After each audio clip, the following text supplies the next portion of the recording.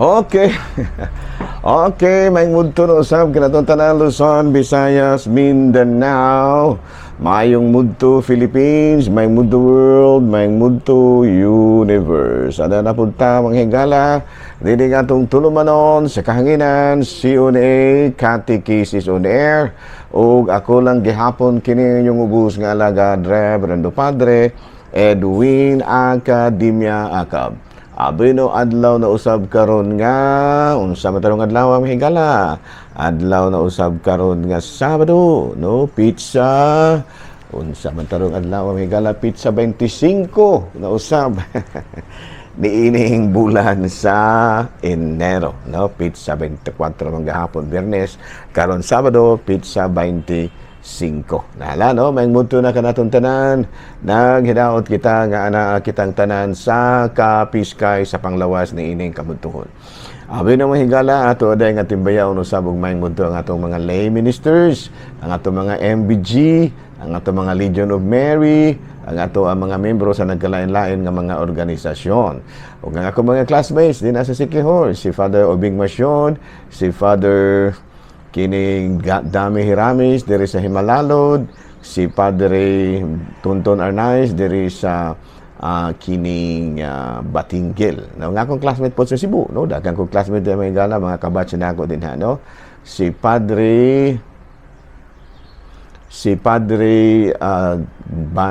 kining Glenn Banson, no, si Father Joey Belsinia, si Father Mario Atienza, Omen Mahusay, si Father Rosdel Noel, si Father Joseph Father Joseph, no. O ginga manusab si Father Romrom Narca, no. O ginga manusab si kinsa pa may lain mahigala nato din ang classmate. Kanta classmate ang mahigala, no, kining Milton Medina, no. O ginga manusab ato po Joseph Anore, no, Father Joseph Anore. Ya ato po nga ayampo ato nga timbiyaon may gala og may mudto nga ako pong classmate din sa Maasin, si Father Samuel Papa o si Father Dodong Cordobes. Mga maing laki mga musikiro na mahigala kini ako ang mga classmates. Ayan, no. No, may mudto na kanatong tanan, naginaot kita of course ang atong talahorong obispo, may mudto bishop.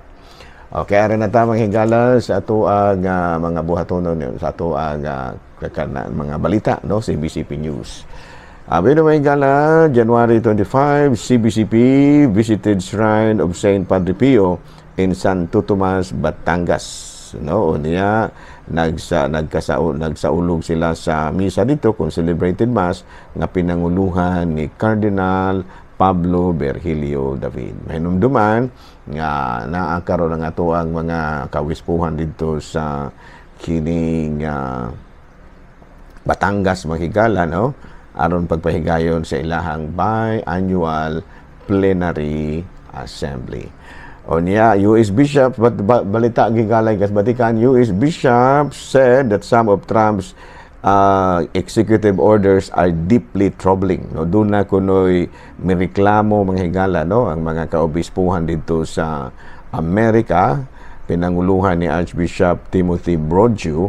Matud pa niya adunay mga executive order nga gihimo kini si Trump nga medyo troubling kayo, labi na gayon sa migration, death penalty, no. Pero doon na pud siya mga gidayig kining issue kabahin sa gender issues, kabahin sa gender, no.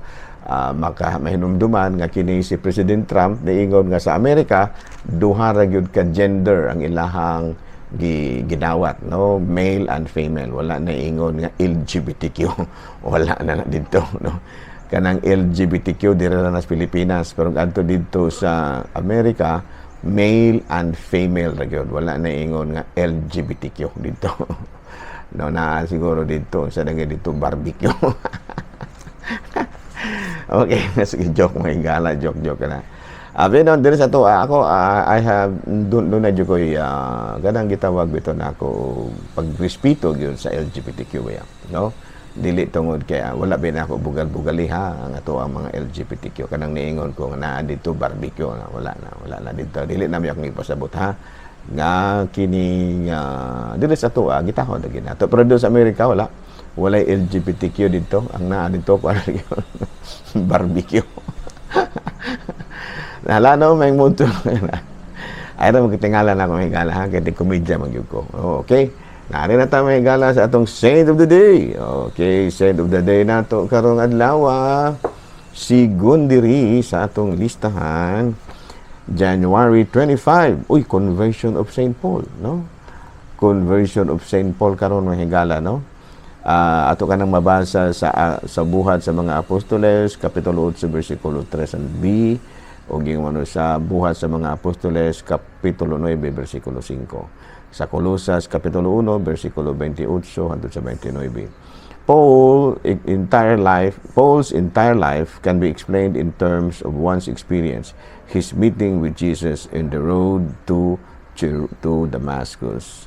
One sentence determined his theology: I am Jesus whom you are persecuting. And Jesus was identified with people. Paul's life became a tireless proclamation and living out of the message of the cross. Ayan, no?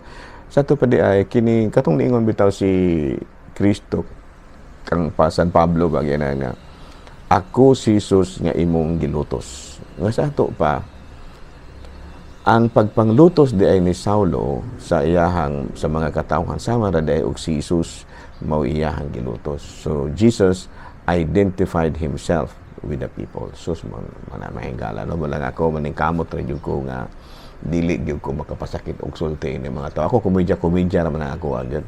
Usahay mo, masakit siguro paminahon. Pero ang tanan na akong mga pakiguban sa akong mga sakop, no? Komedya na ako. Although nga nagdalang tinuod, pero usahay. Tinuod, pero usahay, pero more or less, ang dili yun, not to offend people. Ako ang makakomedya na punta ginagmay. So, okay, no? Padayon tayo higala, no? Sa karong adlaw, ang atong patron, santo patron, mao si San Pablo, no? Saint Paul. Ayan, no?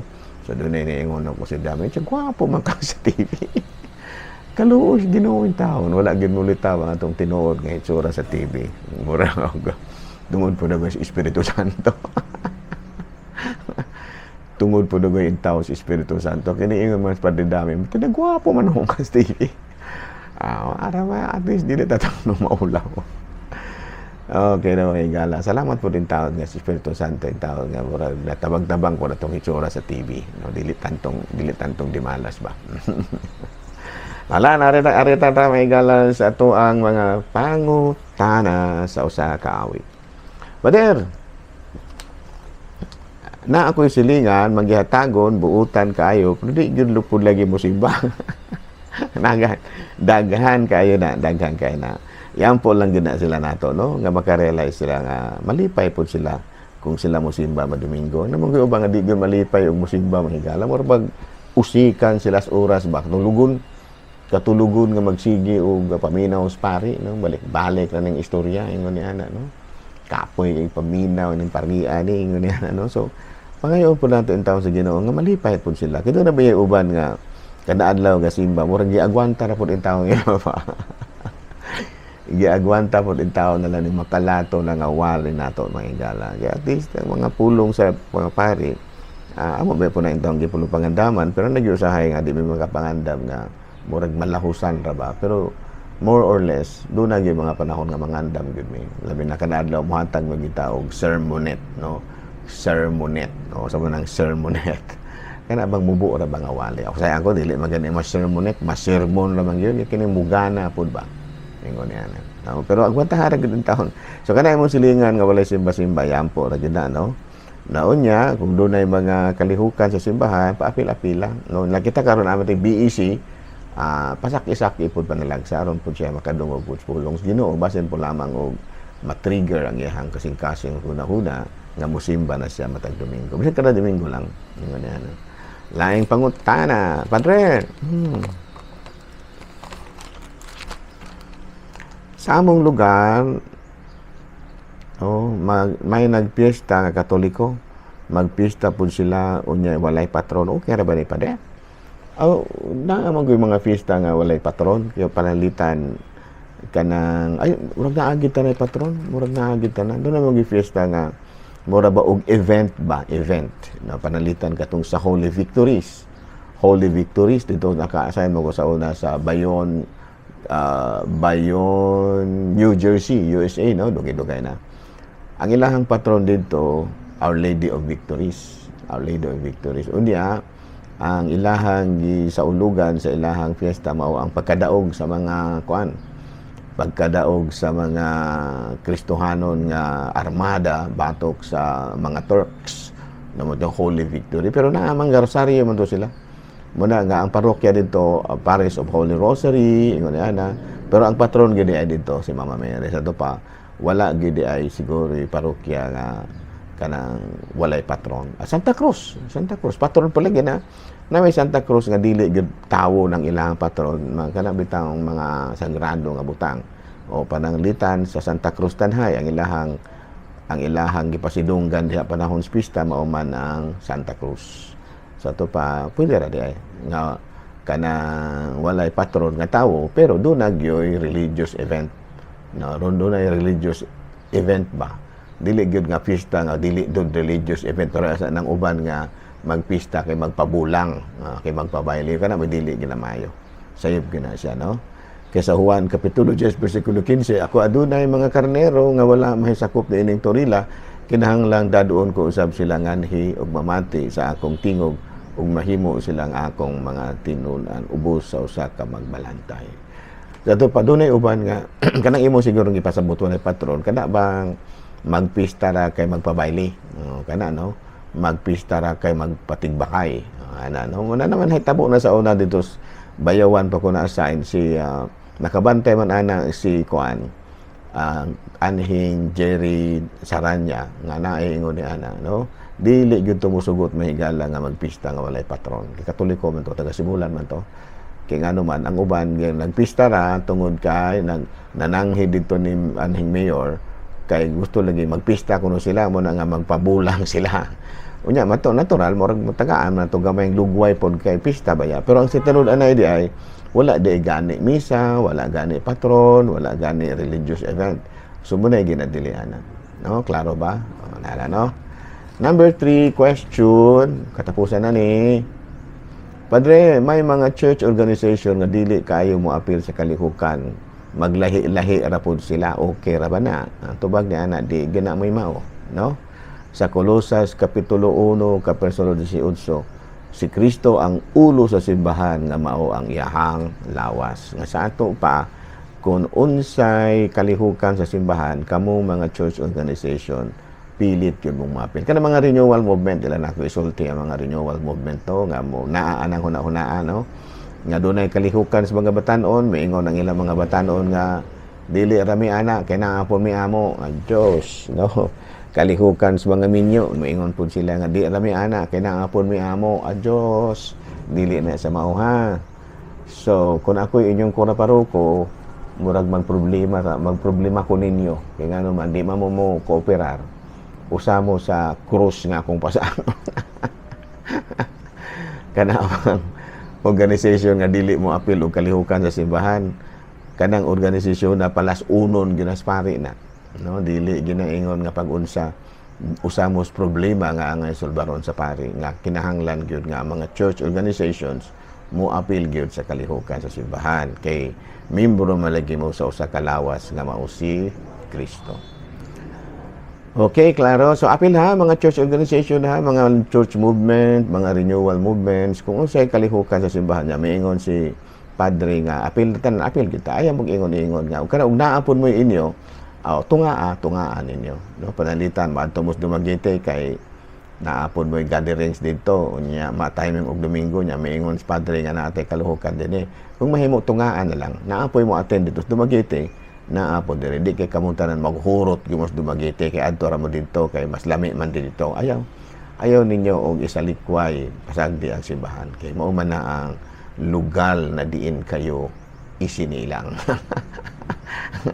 Mo man ay lupa nga sinilangan. Dili bitaw. Ayaw bitaw. Kung lain komedya lain tinuod, ayaw niyo bayang simbahan ninyo ha. Ang inyong parokya mo gyud ay lugar nga angay ninyo nga tagaan o kanang gitawag na itong kooperasyon. Okay, last na lang gini. Kini na gyud mo tinuod nga last mga higala. Pangutana, laing pangutana. Isa naman to. Diyan, Padre. Kini bitong pag-abandona sa mga anak, makasala ba tayo? Ay, perteng sala.